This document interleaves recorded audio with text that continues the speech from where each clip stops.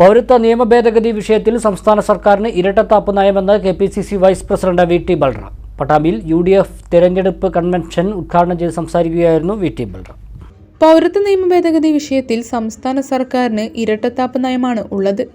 ഒരു ഭാഗത്ത് സമരം നടത്തുകയും മറ്റുവശത്ത് സമരം നടത്തിയ UDF പ്രവർത്തകർക്കെതിരെ കേസെടുക്കുകയുമാണ് ചെയ്യുന്നത്. ഇക്കാര്യം ജനം തിരിച്ചറിയണം. കല്ലുവെച്ച നുണകളാണ് CPM ഇക്കാര്യത്തിൽ സ്വീകരിക്കുന്നതെന്നും VT ബൽറാം കുറ്റപ്പെടുത്തി.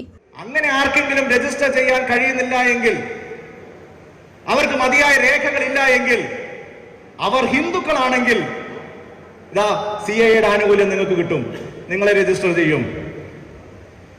നിങ്ങൾ ക്രിസ്ത്യാനികളാണെങ്കിൽ നിങ്ങളുടെ പേര് രജിസ്റ്റർ ചെയ്യാം. നിങ്ങൾ ബുദ്ധമതക്കാരോ പാഴ്സി മതക്കാരോ യഹൂദ മതക്കാരോ സിഖ് മതക്കാരോ ആണെങ്കിൽ, ജൈന മതക്കാരാണെങ്കിൽ നിങ്ങളുടെ പേര് ഈ CAA വെച്ചുകൊണ്ട് രജിസ്റ്റർ ചെയ്യാം.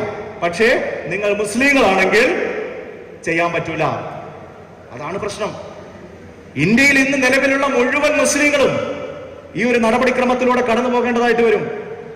അവർ ആർക്കെങ്കിലും രേഖകളില്ലെങ്കിൽ അവർ മുഴുവൻ ഒറ്റയടിക്ക് ഇന്ത്യയുടെ പൗരത്വമില്ലാത്തവരായി മാറും.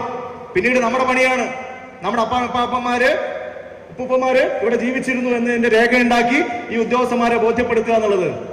അങ്ങനെ ഈ രാജ്യത്തെ ഏറ്റവും വലിയ ന്യൂനപക്ഷത്തെ തെരഞ്ഞുപിടിച്ച് വേട്ടയാടുന്നതിന് വേണ്ടിയുള്ള ഒരു കരിനിയമമാണ് ഇത് എന്നുള്ളത് കൊണ്ടാണ് നമ്മൾ പറയുന്നത് ഈ നിയമം അറബിക്കടലിൽ വലിച്ചെറിയേണ്ടതാണ്. അതിന് ആർക്ക് സാധിക്കും?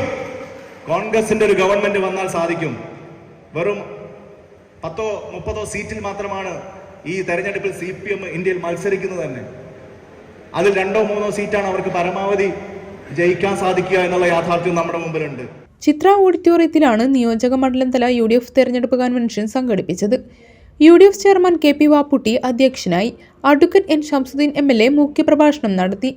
UDF പാലക്കാട് പാർലമെന്റ് മണ്ഡലം സ്ഥാനാർത്ഥി VK ശ്രീകണ്ഠൻ MP, മുസ്ലിം ലീഗ് സംസ്ഥാന വൈസ് പ്രസിഡന്റ് CM കരീം, മുൻ MLA CP Muhammad, K Thulasi, Jithesh Mozhikkunnam, C Chandran, Riyas Mukkoli, C Sangeetha, ET Ummer, AP Ramadas, KTA Jabbar, PT Muhammad, advocate Ramadas തുടങ്ങിയവരും മറ്റു നേതാക്കളും പങ്കെടുത്ത് സംസാരിച്ചു.